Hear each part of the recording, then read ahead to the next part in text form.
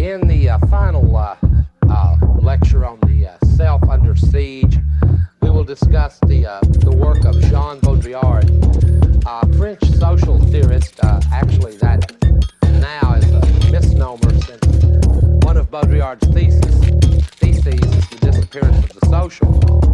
Baudrillard is perhaps the most important theorist that can be characterized as postmodern. And I have spent a lot of time, in fact, in a previous lecture series discussing the postmodern. I'm going to give a very brief characterization of it and then discuss Baudrillard's relationship to it. The self under siege in modernity has always presumed that there was a self to be under siege. But in the view of Baudrillard, society has reached a point at which it has literally been overcome by its technology, and the new and important issues aren't about things like the non-believer or the non-offender, but about the non-person. In the world of Baudrillard, social relations have disappeared between humans because humans have begun to disappear. In fact, Baudrillard thinks that reality itself is in the process of disappearing. The real, what has been learned and understood under the name of the real. All these outrageous things I've just said are worked out in a brilliant series of books which draw a lot of their power from many of the phenomena we see around us. So one way to discuss Baudrillard is to run through some of these phenomena. What Baudrillard is doing is basically to trace the symptoms and tendencies of the trajectory of the postmodern. If we were really in a postmodern society, we wouldn't still be discussing things like the self under siege or the real.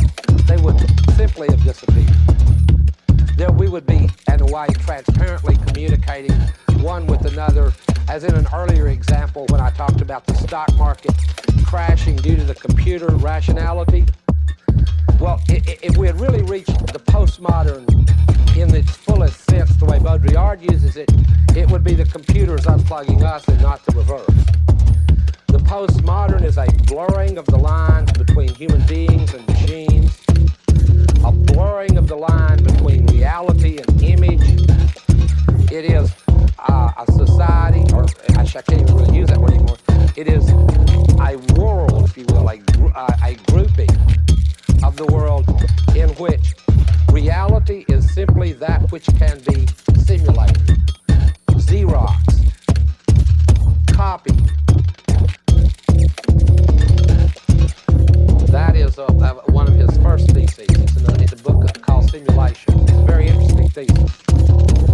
Baudrillard argues that this process is one of the central things is the way in which that's changed us fundamentally and has helped to bring our relations as humans to a close.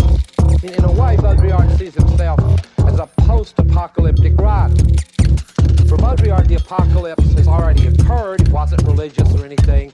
It was not atomic bombs. At some point in the development of technology, human beings ceased to be the reason of things, and things took on their own reasons, technological things. Let me describe this concept of simulation just a little bit. Baudrillard's definition of the real itself is that which can be simulated, Xeroxed, and copied. So whether you're talking about a human body where you can make a holograph of it, or you're talking about the Bible, which you can Xerox, or whether you're talking about the sexual act, which can be simulated either through, repetitive pornographic films, or in a very near future, it will be able to be simulated with virtual reality, where you'll wear a full body suit and make love to your ego ideal, thus making it pointless to search out all the Freudian implications. You can just pick your ego ideal, punch it into the laser beam program, slip into the virtual reality suit, thus rendering that relation, even that intimate relation, sexual relation, technological, simulatable, reproducible to infinity. sounds wild, crazy, and I don't want it to sound wild and crazy. I want it to sound the way that I think that it really should sound. And that's as though we could place ourselves, and I've used this analogy before, but I will again, as though we could place ourselves in that era right before the atomic energy and television, before we knew all the myriad changes that they would make in the way that we were and the way we interact and so on. Well, we're in a period now where I've already mentioned, and these are the phenomena that Baudrillard examines with the most care. Incredible information overloads, with information moving at incredible speed, and even to the youngest children. I talked about how children used to learn morality from their parents, and now I think that Super Mario Brothers, they spend much more time with Super Mario Brothers and are much more like emotionally involved with Nintendo than they are with their aunts, their uncles, their mothers, and their fathers. I asked one of my children, why are you yelling at a machine, when he began to bang his Nintendo? And he looked at me as though I were a being from another world. And because of that, there is a postmodern trajectory. I am from another world. I'm still, as it were, caught in the modern. He's not. Why not be emotional with a machine? His peers are machine-like. We've already discussed that. I mean, in fact, what he sees on the Nintendo screen is his thrill of the day. That's the most active he's seen any simulated image that day. Now, simulation, this society didn't just come from nowhere, the society of simulations and of spectacles. Baudrillard actually builds his work on a foundation, again, that comes out of the Marxist tradition. Guy Debord wrote a book in the 60s called The Society of the Spectacle. And what it was about how when capitalism reached a certain level of accumulation, commodities began to detach themselves and become images. And citizens who formerly had played roles as political actors began to detach themselves from their own lives and become spectators. So, for example, you could say, well, instead of like going to a family reunion now, we'll just rent, a Steve Martin Father of the Bride movie. It's just as good, and so on, and you meet the same kooky characters that you actually know. Their behavior is all simulatable. Another similar, and this is going to sound cynical, but I don't want it to. I mean, Baudrillard has visited our country, and when he went to Disneyland and Epcot Center and these various parks, he said, well, this is much better than Europe. The food's better than Europe. It's a short walk between France and Germany land. You don't have to go through deal with all those nasty waiters. Everyone's so polite. The simulation has outrun the so-called reality. That concept in Baudrillard he calls the hyperreal. Hyperreality is more real than real. It actually sounds, if some of this sounds like advertising slogans, good, because in Baudrillard, the heritage of philosophy and social theory has passed over into advertising and television. So if it sounds superficial, good, because the theory, the world that he looks at has become superficial and basic. If it sounds hokey, like a salesman's pitch, good. The world he describes is the world of Jurassic Park, not of Dante. So that is all evidence on the side of Baudrillard if you follow the argument deep enough with enough clarity. Okay, let me explain the hyperreality. This is an important concept in Baudrillard. In Baudrillard, we've already said reality is simply that which can be simulated. Can't be simulated, not real.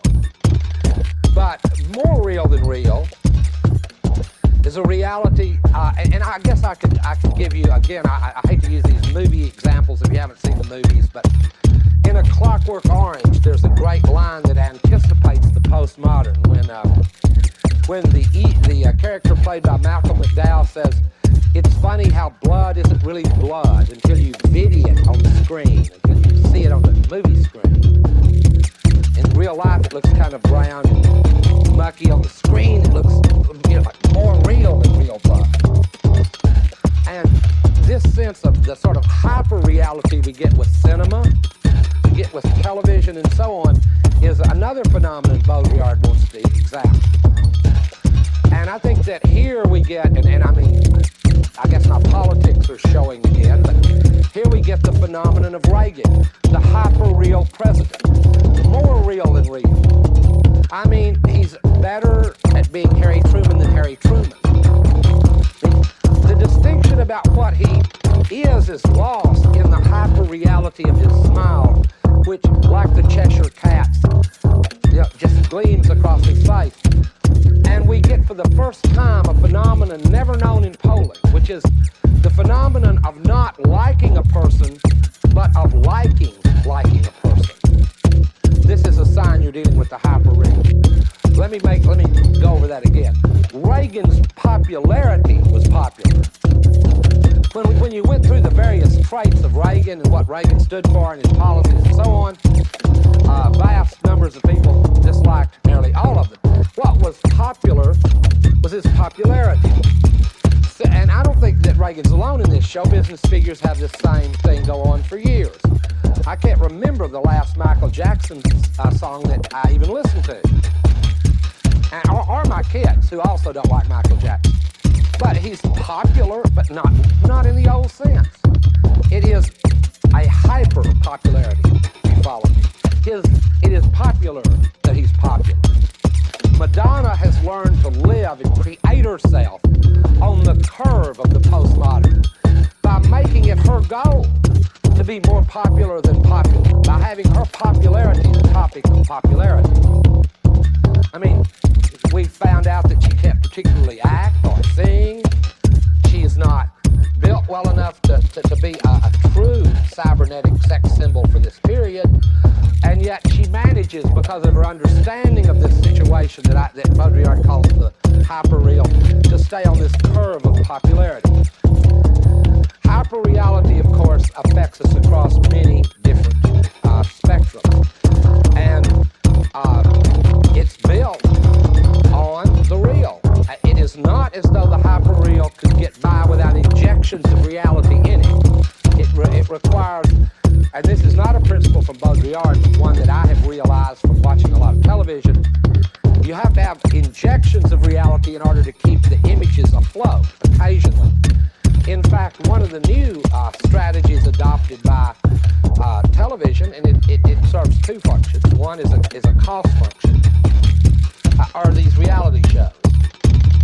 They've realized that we've become, as it were, too intoxicated with hyper-reality, with, Kojak and Super Cops and so on. So now we just have shows like Cops.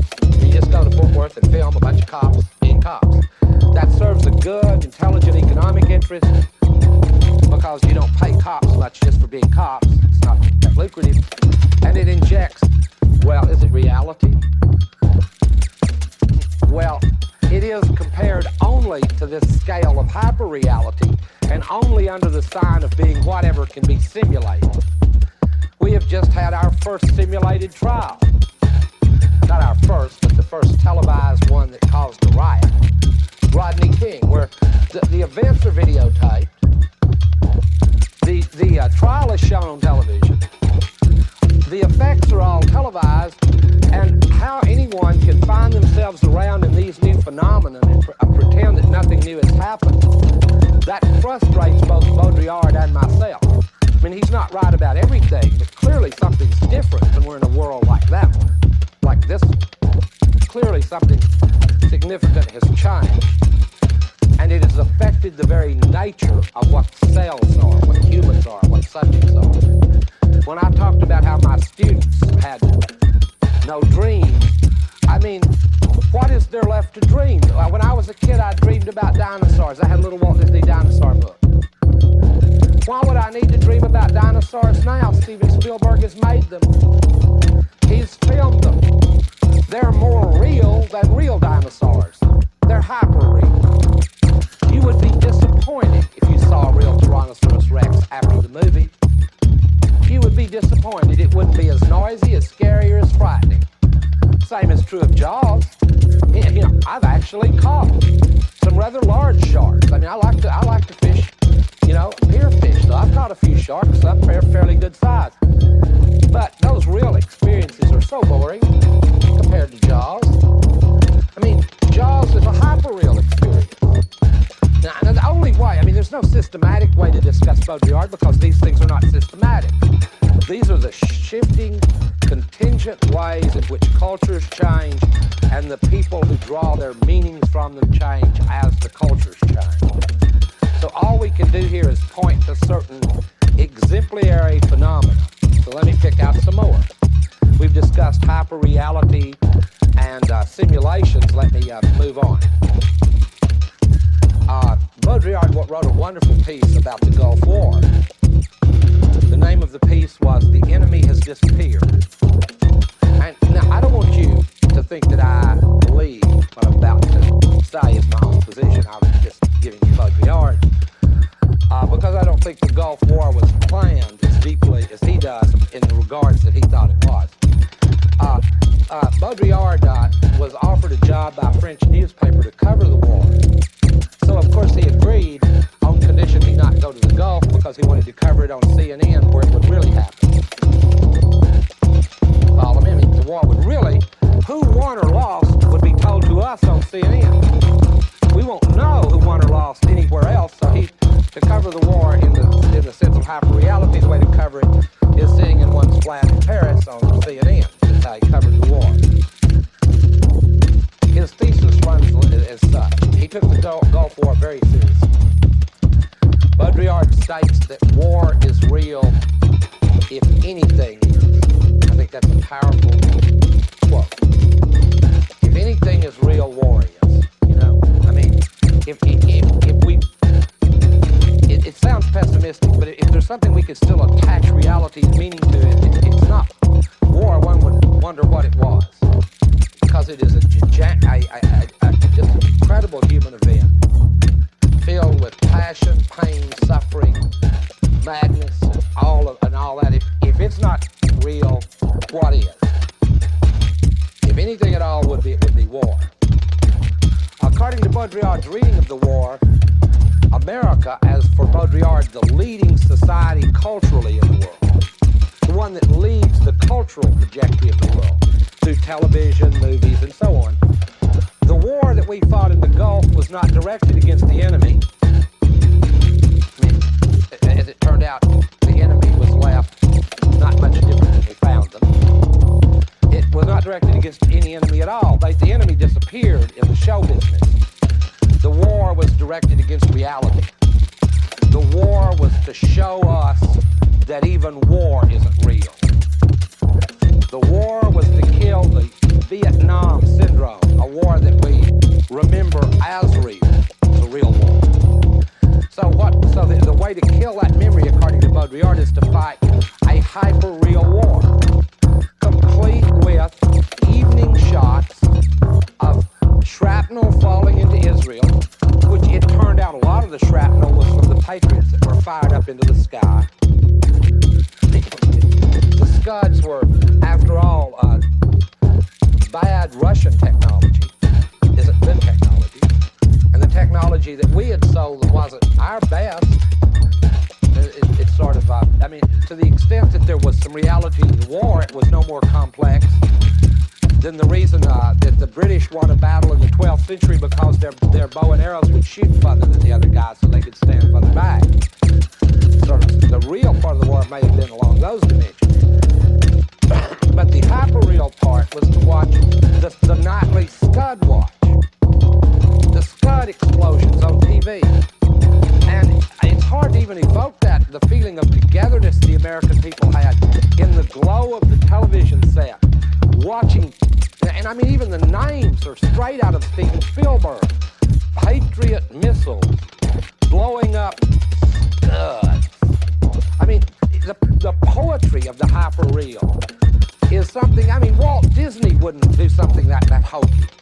Patriots versus Scuds. I mean, that's worse than Darth Vader or something. So the Patriots would blow up the Scuds. Of course, later we found out, according to the Israeli military, that there were only, one or two confirmed hits. CNN, of course, showed those over and over and over again to us, so that as we watched the war, since those hits hits could be simulated, the hyperreal feeling of continuing victory and success of our technology was reinforced daily, capped off by the moral equivalent of a sportscaster's comment at the end of a game every night when the military people would get out and roll out the scorecard for the day. Very much like we do after the Bulls and Phoenix play, and we come out and sort of like the U.S. is Michael Jordan, you know, and the other side is Barkley, and Michael scored 55, Patriot missile shots, the other side 28, and we won, you know, against the third best team in the world, the third largest army. Well, by the end of the article, I was wondering, I was going, you know, that's just way too cynical even for me. I can't buy that argument. And then I began to think about what the war looked like on TV, and a comment then I just had to start trying to find people who had been in the war. And sure enough, I found someone in Durham who had been, a lot of North Carolina people go to the war. I found a young pilot, and he said, it was very exciting. And then he went on to explain to me how the sites that they used in order to, fire their smart bombs were just like the games in the arcade that he grew up with. Said, no way in the world could he have had better practice than he got in those arcades to fire smart bombs. And I mean, it had passed him by that the real had happened, even though he was really there. I talked to a woman who had been on the ground in a Jeep for most of it. And she went, oh, the desert's so big, it's the sand. She said, but I really didn't get a feel for it till I got home and saw what my husband had taken. Why? Because the little individual actors sink into insignificance compared to the damn spectacle of the spectacle of it. I mean, when humans were less important than God, we could understand because he built everything. When we're less important than a Nintendo, we get confused. That's when we start thinking we're under siege. It's when Billy says, oh yes, you can kill mom and dad, but leave the Nintendo. Then we're rightfully upset. The postmodern trajectory leaves us in a situation where drawing the line between the real and the unreal is no longer merely philosophical, but a practical day-to-day issue. See, this is what I want to drive home. We're not off in some fairyland. This is a practical day-to-day issue of figuring out what's a simulation and what's not. Is this guy really an insurance salesman, or is he here to rob me? I mean, this is no longer Cartesian doubt that one has to conjure up in a meditation. This is a wide, radical doubt about the very ground beneath our feet, whether the nature of whether it's real or not. Baudrillard says it's best at this point to simply face it that what we are witnessing is the end of the world, the end of human beings, and he thinks that there's no reason to be sad or upset or cynical about it. In fact, Baudrillard calls it the ecstasy of communication.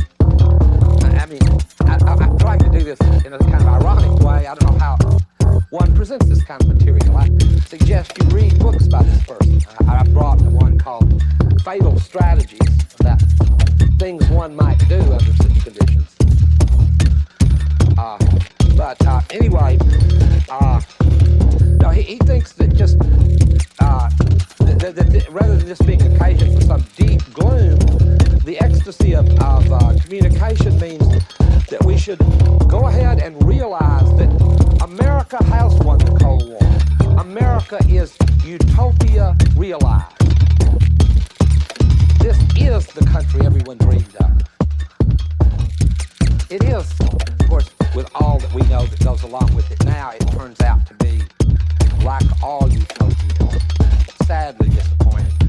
But weren't they always? Weren't they always? Every utopia, in some sense, boring, sadly disappointing? Well, Baudrillard says no, we have to, in spite of this, we have to look upon the end of man, the world, and so on as an opportunity. Because what were these concepts anyway? Like man and world regulated, policed, mapped, and controlled. All four of which are becoming more and more difficult to do under this situation of rapidly increasing complexity, which I've mentioned many times, and I mean system complexity at every level.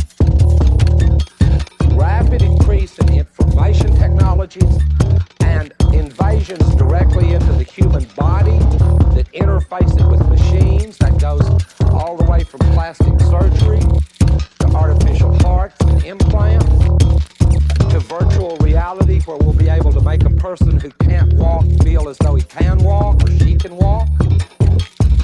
I mean, this is not a technology I dreamed up. They're trying now to develop cheap, marketable versions of this as I speak here right now. So Baudrillard doesn't want us to go, oh, it's the end of the world, it's apocalypse. No, it's too late for that. It's already happened. If you wanted to moan, it was sort of like the moaning curve is past now, and it's time to try to sort of readjust to the flows in some way.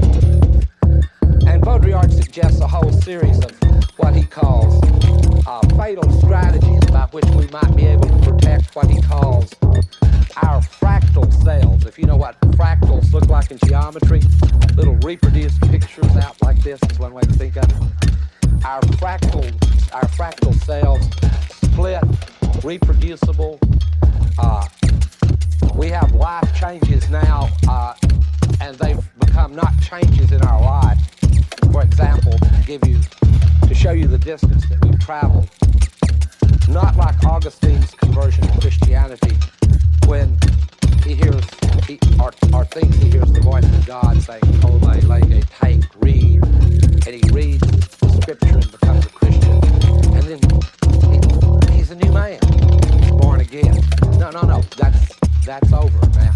Now we change, all right. We change rapidly. We change, as I said, professions 6 or 7 or 8 times, and we change who and what we are, the way we used to change our clothes and our fashion. There are kids now who get through college and they're 6 different people before their junior year.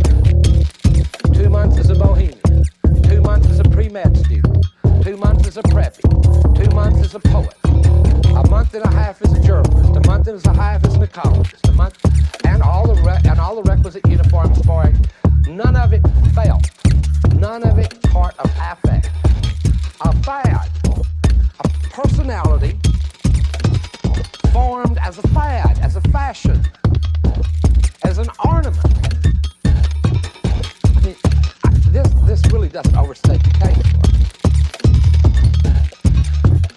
Well, one of the sensations this produces is not the sensations of existentialism like dread, despair, and those, but it produces new sensations. Ecstasy is one of them. I mean, you go to see Jurassic Park or an Arnold Schwarzenegger movie for the ecstasy of communication. By that I mean for the pure neural thrill. Wow, a T-Rex, oh, a raptor, and it just runs through you, raptors, T-Rexes, or Arnold just beats up people that, you view as bad or coded as bad by the society. And there's this visceral, ecstatic feel, like when you get your first fax. I mean, this is, in the old days, your first fax, if you will permit me a slight vulgarity, was when you lost your virginity. Now it still is, except now we mean faxing, coming out like this. And people tell little secret stories about it. When did you first fax? That's a different world. If you're a fax virgin, you won't understand it. You haven't lived. Yeah, that's a common story. Faxing has replaced a lot of things. Just faxing. No, anyway, so ecstasy is one emotion that's produced by it. But don't think that it's the ecstasy of the sublime that Schiller talked about when one sees either a beautiful landscape or of the other feeling of the sublime that one might associate with standing before the Pietà or the David or something like that. It's not that kind of ecstasy. It's more visceral. It's more direct. It's more like the ecstasy that your children feel when they beat, the worst monster at the highest level of the Link 2, one of those new video games. They beat the big monster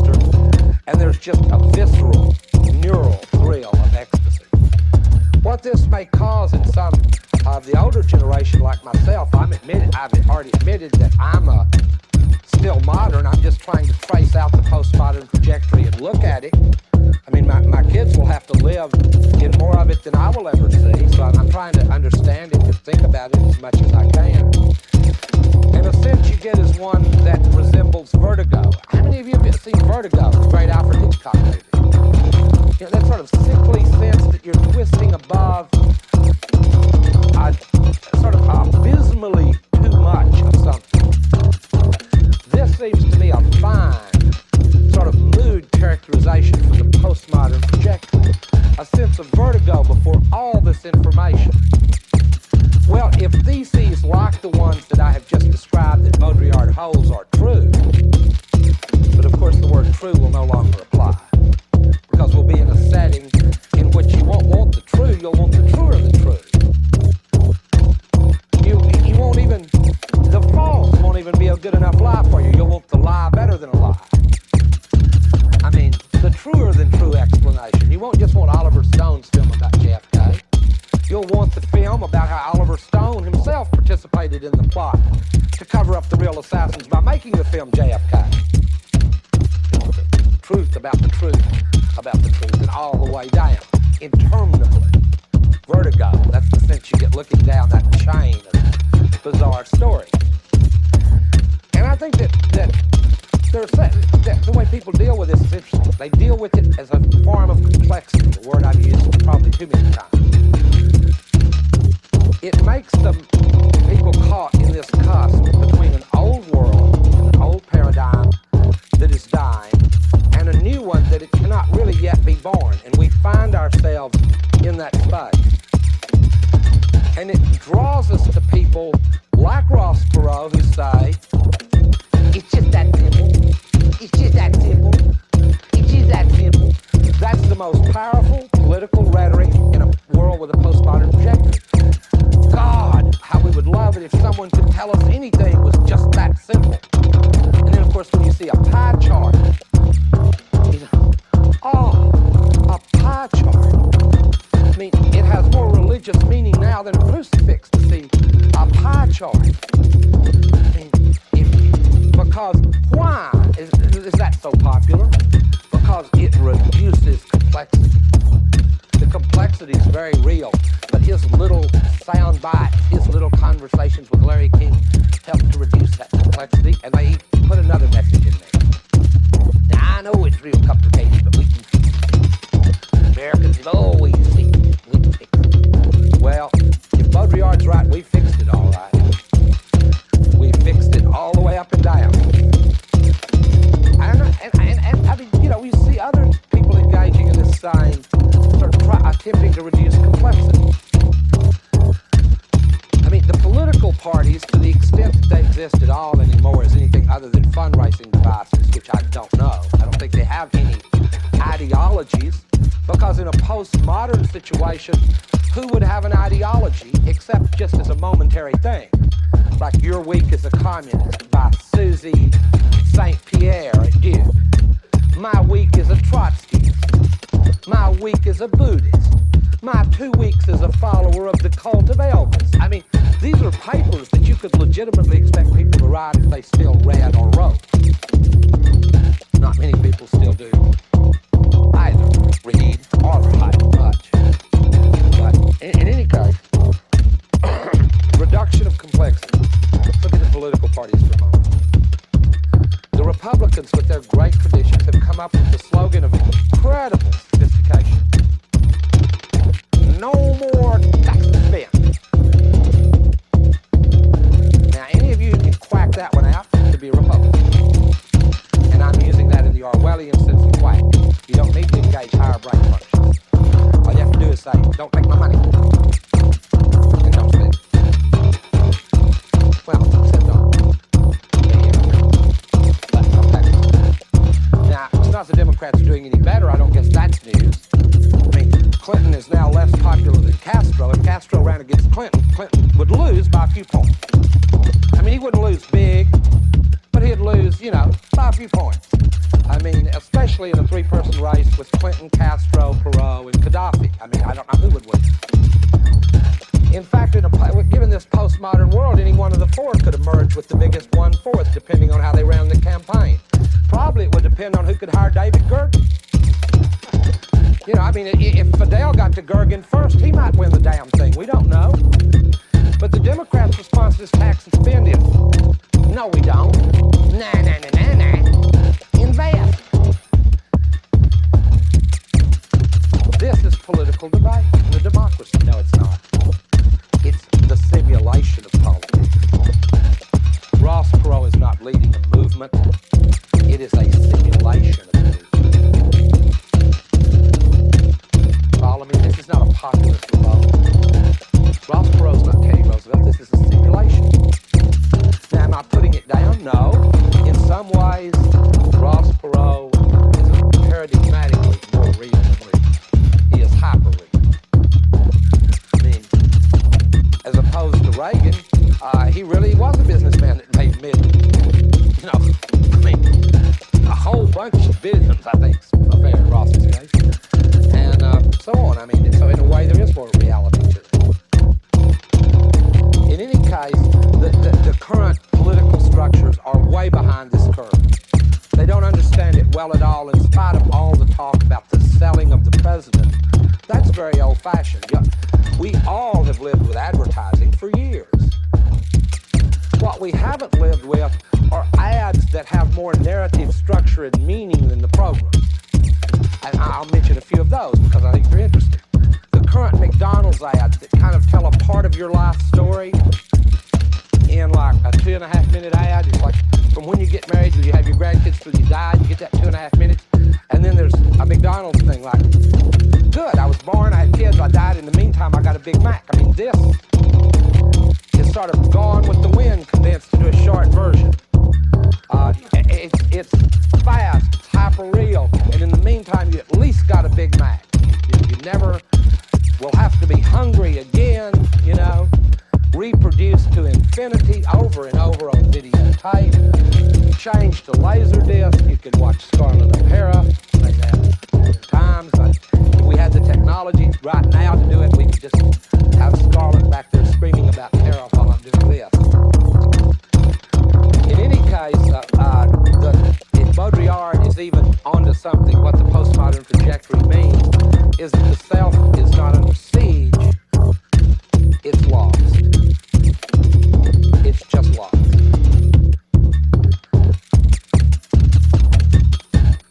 And if that's true, then all of the strategies by which ordinary people tried to live decent, good lives are lost along with it. I'm not necessarily going to buy that right away. I'm really not. I do think that the new technologies are going to call forth. I mean, this is why the title of this course has been the self-under siege.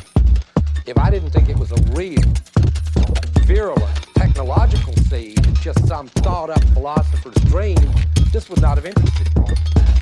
I mean, I have no interest in that.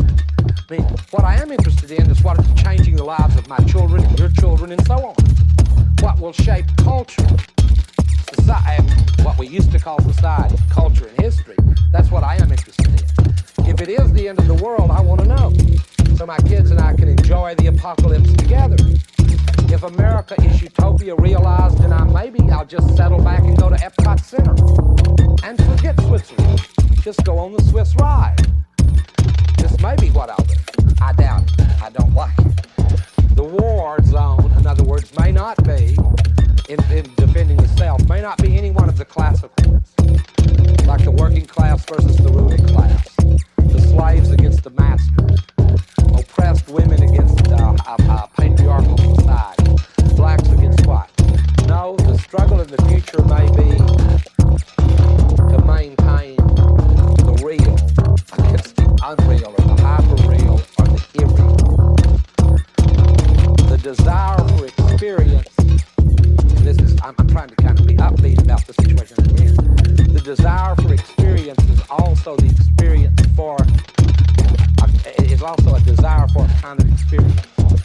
What I mean by that is this, that even in these the rather hopeless picture I painted of the young, there remains curiosity about what experience would be like if I could have one. And there is an absolute extremism everywhere about how far people will go to try to have a genuine experience. If I can still use the word genuine. You see, because again, the language has been polluted by this very movement that I've been describing. Say genuine, you'll think about a genuine beer, or genuine boots, or a genuine, cowboy hat or whatever. No, a genuine experience, an authentic experience, a real experience. The battle lines may be between anonymous forces that have been unleashed by technology that grew out of capital, that will be controlled in the hands of not many people, perhaps not, we don't know, and people who still would like to have some experience. This wouldn't make them archaic old fuddy-duddies if they said, hey, look, honey, why not tonight? Why don't we really make love, the two of us, instead of getting in our virtual reality sex machines? That may become a revolutionary move in the near future. It may be. It may become interesting if a candidate runs for an office and actually believes one thing. Well, that'd be an incredible new politics. Everybody in America wants a new politics. Well, go out and find somebody that believes one damn thing and running for something. You'll have a new politics. And that's the deficit of experience that hasn't been sucked into this system of images and so on. And this sounds extreme, but think of how we're socialized, all of us. Continually bombarded with images from magazines, TVs, newspapers, videotapes. I'm not unaware of where I am. I'm in the circuit too now. If you want to, by the way, for a moment, follow Baudrillard's advice. He wrote a very cute book called Forget Baudrillard, which meant this stuff is not theoretical, it's happening all around you, so forget Baudrillard. He also wrote a book called Forget Foucault, where he talks about how it's the spectacle of the prison more than the prison that frightens us now. In other words, it's rap music with its I'm going to kill you stuff. It really scares you. You very seldom ever see a black person. We mostly stay away from them. So don't see many of them. It's sort of like their music that scares us by, giving us a projection of street life itself that parades as real, but actually it's more real than real. I've been in Compton. They don't have a drive-by every 2 minutes. That's not true. Not that I can prove it, because we have these images of hyper-reality. Well, this calls for fatal strategies, according to Baudrillard. We have to adopt fatal strategies here. Fatal strategies. Extremes. We have to learn to live with complexity, uncertainty, and a certain amount of vertigo. We just have to do that. We don't have any choice. We only have the dinosaur choice. That's when we kind of wander off into the ice caps and sort of fall away. And I also think that we have to be wary of the over-quick reduction of complexity. If some of this lecture seemed a little weird or to go a little too far, it's because I don't want to reduce quite all of this to slogans. On the other hand, I don't want it to not be funny, because part of the postmodern projection itself is a rather humorous joke on the human race, which labored for millennia to reduce working hours in order to produce leisure, so we could enjoy this very leisure that then turns in a kind of vengeful act against us, absorbing our leisure time, which was to be our living time, into time now spent in the service of what can only be called this inhuman spectacle. It's a very bizarre and twisted fate to which postmodernity has led us. So I would be wary of simple answers to this. One way to follow some of these developments without reading Baudrillard is to follow cyberpunk artifacts. Movies like Blade Runner, and also places which you're likely to show up in anyway. Look at the latest malls and how the tracks are designed in them.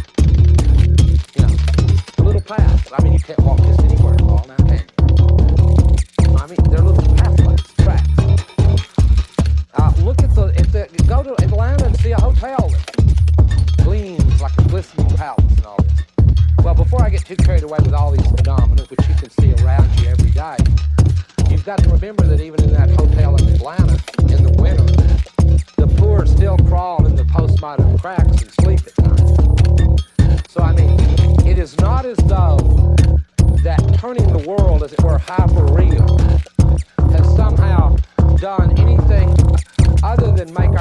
situation more extreme vis-a-vis those people who have fallen, as it were, out of the loop altogether. There is in this country now the most alarming lack of sympathy for those people who've fallen off the boat. You know what I mean? People who somehow slipped off the track. I mean, I'm not sure they want a lot of sympathy, but if they did, there'd be an alarming short supply of it. And I think part of that is because they add still further to the complexity. When I've talked about the postmodern in the way Baudrillard does as a trajectory, I see it as an emergent aspect of our culture. Our culture is still dominantly modernist, rationalized, capitalist, and so on. And to even make things more complex, thirdly, there are residual elements in our culture left over from earlier periods. For example, patriarchy, left over from a past as ancient, perhaps, as the species. Well, I don't know how much further we can go down this road, but in any case, the road, according to Baudrillard, is an endless set of what will it be, fatal strategies, to use his new title.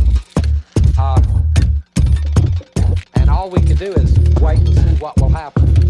If nothing does, in the sense of the real, Baudrillard will have a kind of confirmation. It's my hope that he will be disconfirmed on the simple grounds that wherever we find power, even the power of the hyperreal, we find counterpower. And where we see an image that reproduces us as inhuman, occasionally we see an image that somehow has the bizarre transcendent power to make us slightly more human again. But it's along that terrain, I think, that the battles and the struggles the self will fight with itself will be fought in the future.